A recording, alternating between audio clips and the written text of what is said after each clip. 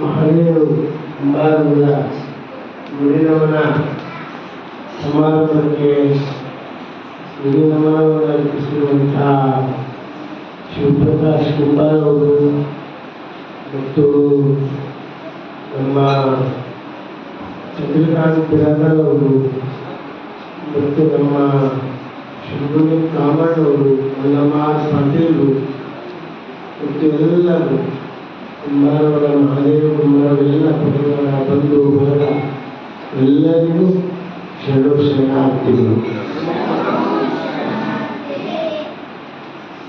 ಬಂಧುಗಳೇ, ಇವತ್ತ ನಿಜಕ್ಕೂ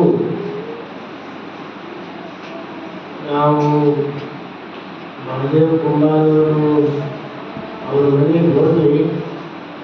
ಒಂದು ತಿಂಗಳಾಯ್ತು, 15 ದಿವಸ ಒಂದು ತಿಂಗಳು 10 ದಿವಸ ಆಯ್ತು ರೀ ಬರ್ರಿ.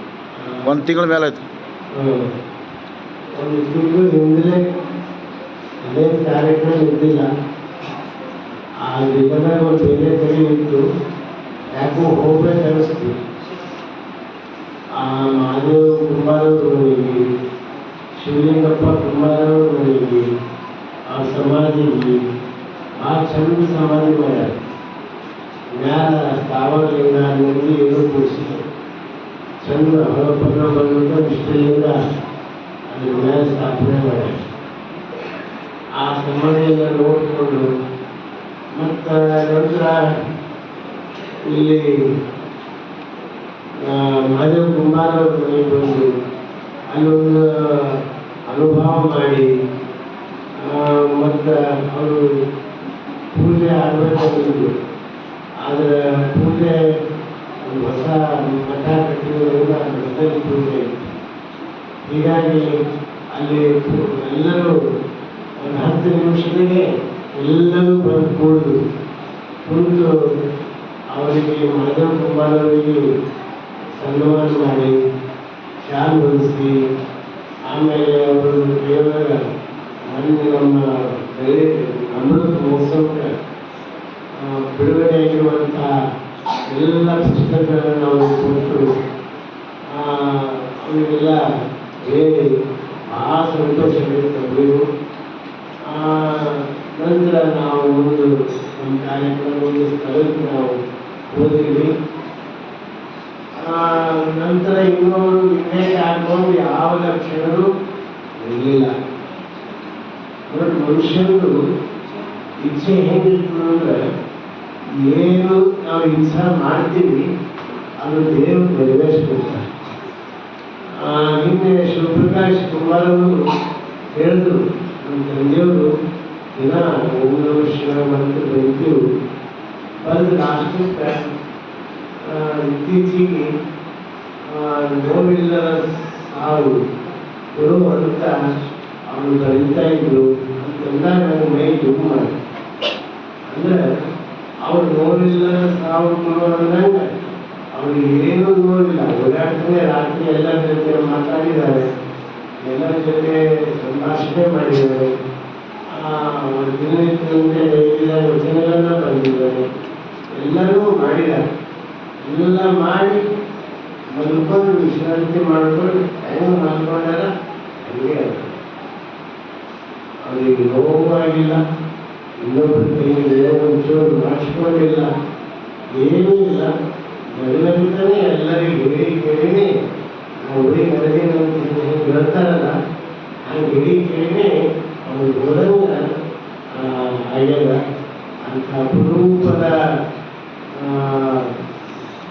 ಒಂದು ಸಾವು, ಅಂಥ ಅಪರೂಪದ ನಿರ್ಣಯಕ ಸ್ಥಿತಿ ಬರಬೇಕಾದ್ರೆ ಶರಣರ ಸತ್ಸಂಗ ನಿರಂತರ ಮಾಡಿದ್ರೆ ಪ್ರತಿಫಲ ಅಂತ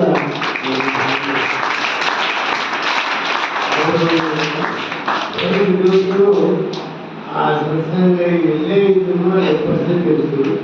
ಅವರು ಗಣಿಯಲ್ಲಿ ಮಹಾಮನೆ ಏನಾದರೂ ಕಾರ್ಯಕ್ರಮದಲ್ಲಿ ತೊಡಗಿಸ್ಬೋದು. ಪ್ರತಿನಿತ್ಯ ಎಲ್ಲರೂ ಅವರಿಬ್ಬರೇ ಇರಲಿ, ಮೂವರೇ ಇರಲಿ, 5 ಮಂದಿನೇ ಇರಲಿ, ಎಷ್ಟೇ ಇರಲಿ, ಅವರ ವಚನ ಚಿಂತನವನ್ನು ಪ್ರತಿನಿತ್ಯ ಮಾಡ್ತೀವಿ.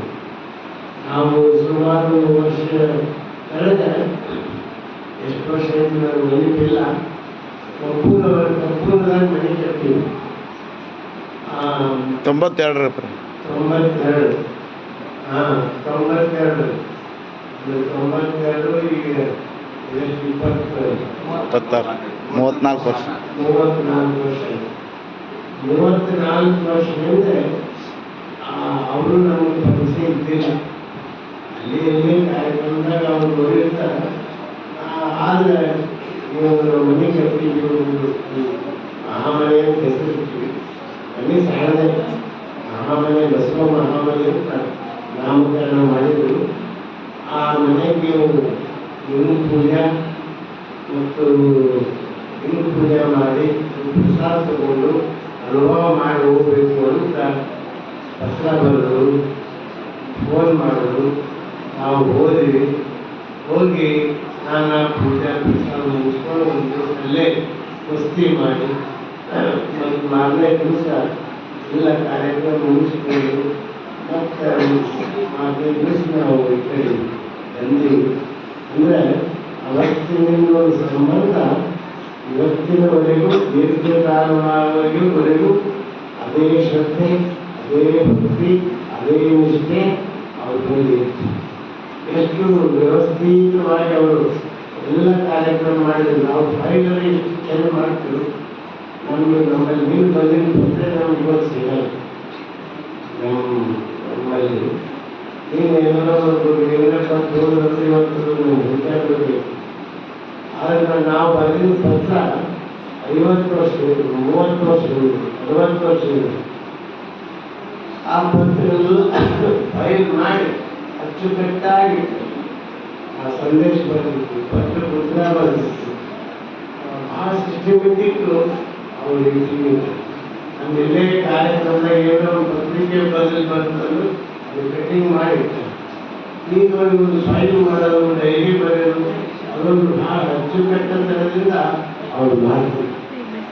ಅಂತ ಅಪರೂಪದ ವ್ಯಕ್ತಿತ್ವಗಳನ್ನ ಹೃದಯ ತುಂಬ ಬಸವ ಭಕ್ತಿ ತುಂಬಿಕೊಂಡಿರುವಂಥ ಮನಸ್ಸು, ಭಾವ ಎಲ್ಲರೂ ಬಸವಮಯ ಮಾಡಿಕೊಂಡಿರುವಂಥ ಮಹಾದೇವ ಕುಮಾರ್ ಅವರು ಇವತ್ತು 81ನೇ ವರ್ಷದಲ್ಲಿ ಅವರು ವಿವೇಕ ಆಗಿದ್ದಾರೆ.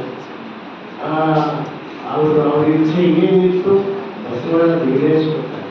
ಇದು ಸಾಮಾನ್ಯ ಅಲ್ಲ. ಅವರೇನೋ ಅಪೇಕ್ಷೆ ಇತ್ತು, ನನಗೆ ನೋವಿರಬಾರ್ದು, ಏನು ತ್ರಾಸ ಆಗಬಾರ್ದು, ಮತ್ತು ನೀವು ವಿವೇಕ ಆಗಬೇಕು ಅನ್ನುವಂಥ ಒಂದು ಬೈಕೆ ಏನಿರ್ತಲ್ಲ, ಆ ಬೈಕೆ ಅವರು ಈಡೇರಿದ್ದು, ಅದು ಬಸವಣ್ಣವರು ಕಲ್ಪಿಸಿಕೊಟ್ಟಿದ್ದು. ಮತ್ತು ಅವರು ನಿರ್ಲಿಪ್ತವಾಗಿ ಮನುಷ್ಯ ಎಷ್ಟೇ ವಯಸ್ಸಾದರೂ ಇನ್ನೂ ಇರಬೇಕಂತ ಬಯಸ್ತಾರೆ. ಆದರೆ ಅವರು ವಯಸ್ಸಾದರೆ ಅನಂತವಾಗಿ ಅಂಥ ಸಾವು ಕೊಡುವಂಥ ಪ್ರಾರ್ಥನೆ ಮಾಡಿ, ಅವ್ರು ಪ್ರಾರ್ಥನೆ ಮಾಡಿದಂತೆಯೇ ಅವ್ರು ವಿವೇಕ ಆಗಿತ್ತು. ಇದು ಶರಣ ಜೀವನ ಅಂತ ತೋರಿಸಬೇಕು ಅಂತ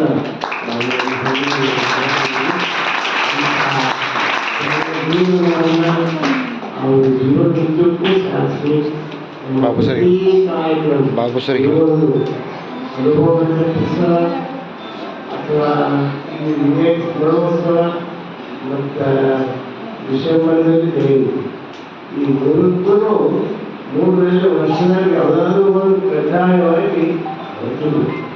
6 ವರ್ಷದಿಂದ ಅವ್ರು ಬರ್ತಿದ್ರು. ಅವ್ರು ಇನ್ನೊಂದು ಇಚ್ಛೆ ಇತ್ತು, ಅವರಿದ್ದಾಗೆ ಇದೇ ಅನ್ನೋದು ನಮ್ಮ ಖುಷಿ. ನಾನು ಶಿವಪ್ರಕಾಶ್ ಅವರು ಇಲ್ಲಿ ಸೇವೆ ಚಿತ್ರಕಲಾ ಅವ್ರದ್ದು ಸಬ್ಜೆಕ್ಟ್ ಅದ.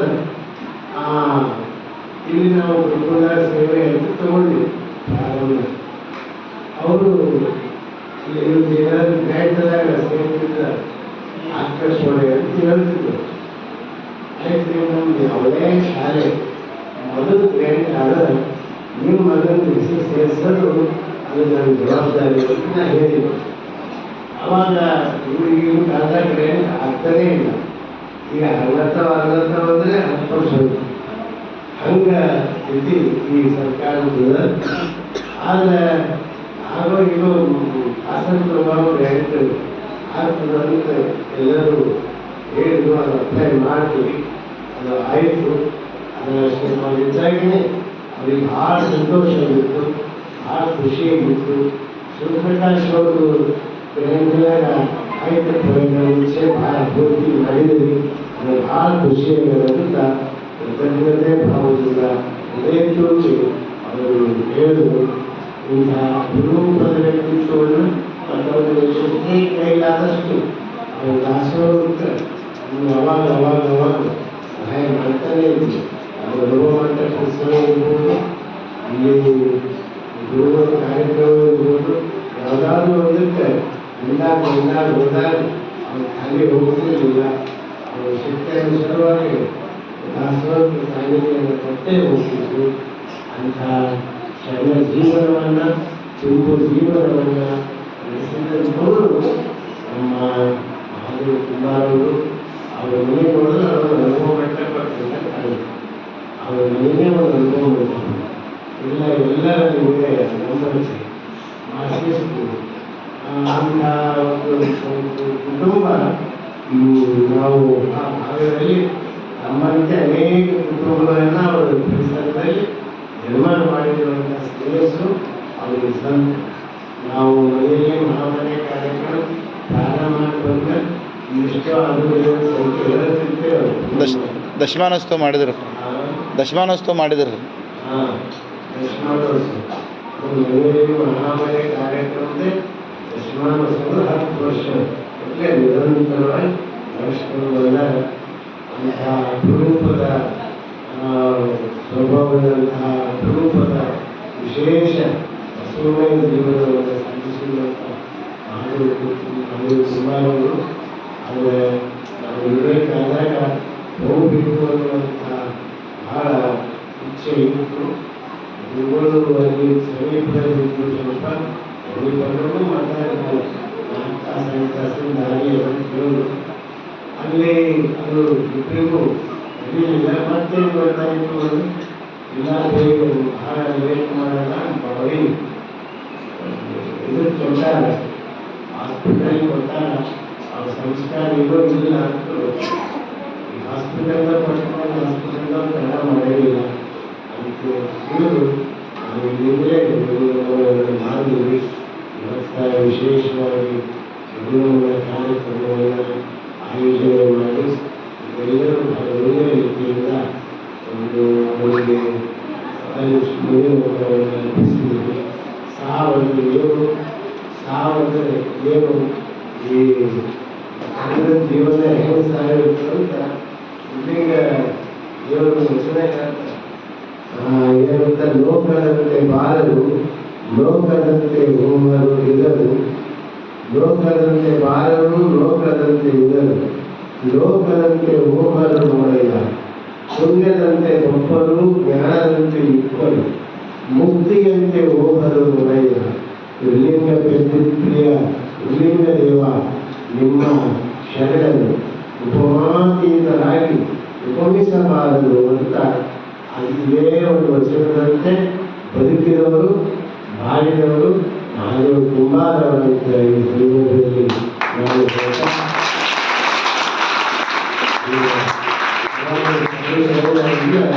ಅವರು ಲೋಕದಂತೆ ಬರೆಯುವುದಿಲ್ಲ, ಲೋಕದಂತೆ ಇರುವುದಿಲ್ಲ.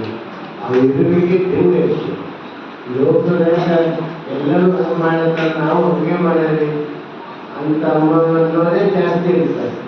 ಆದರೆ ಶರಣರು ಎಂದೂ ಲೋಕದಲ್ಲಿ ಇರೋಂಗಿಲ್ಲ. ಅವ್ರ ಇರುವಿಕೆಯೇ ಬೇರೆ, ಅವ್ರ ಬದುಕಿಯೇ ಬೇರೆ, ಮತ್ತು ಅವರು ಬರೋದೇ ಬೇರೆ, ಮತ್ತು ಅವರು ಹೋಗಲೇನಪ್ಪ ಮುಕ್ತಿ ಅಂತಲೇ ಹೋಗ್ತಾರಂತ ಅನ್ಲಿಕ್ಕೆ ಅವ್ರ ಜೀವನನೇ ಸಾಕ್ಷಿ ಅಂತ ಈ ಸಂದರ್ಭದಲ್ಲಿ ಹೇಳಿ, ಮತ್ತು ಅವರು ಅವರ ಒಂದು ನಿರಂತರವಾದಂಥ ಅವರು ಬದುಕಿನ ಒಂದೊಂದು ಕ್ಷಣ, ಒಂದೊಂದು ತಾಸು ಎಲ್ಲರೂ ಒಳ್ಳೆಯದಕ್ಕಾಗಿಯೇ ಬಳಸ್ತಾರೆ.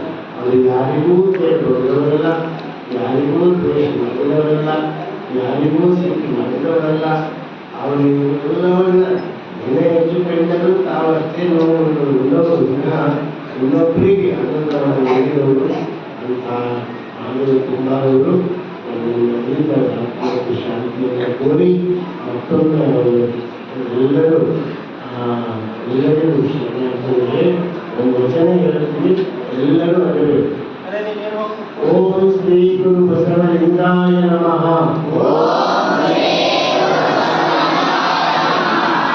ಭಕ್ತಿ ಎಂಬ ಪೃಥ್ವಿಯ ಮೇಲೆ ಗುರುವೆಂಬ ಬೀಜವನ್ನು ಕುರಿಸಿ ಲಿಂಗವೆಂಬ ಎಲೆಯಾಯಿತು. ಲಿಂಗವೆಂಬ ಎಲೆಯ ಮೇಲೆ ವಿಚಾರವೆಂಬ ಹೂವಾಯಿತು. ಆಚಾರವೆಂಬ ಕಾಯಾಯಿತು. ನಿಷ್ಪತ್ತಿ ಎಂಬ ಹಣ್ಣಾಯಿತು. ನಿಷ್ಪತ್ತಿ ಎಂಬ ಹಣ್ಣು ತೊಟ್ಟು ಬಿಟ್ಟು ಕಳಚಿ ಬೀಳುವಲ್ಲಿ ಕೂಡಲ ಸಂಗಮ ದೇವ ತನಗೆ ಬೇಕೆಂದು ಎತ್ತಿಕೊಂಡ. ತನಗೆ ಬೇಕೆಂದು ಎತ್ತಿಕೊಂಡ. ಶರಣು ಶರಣಾರ್ಥಿ.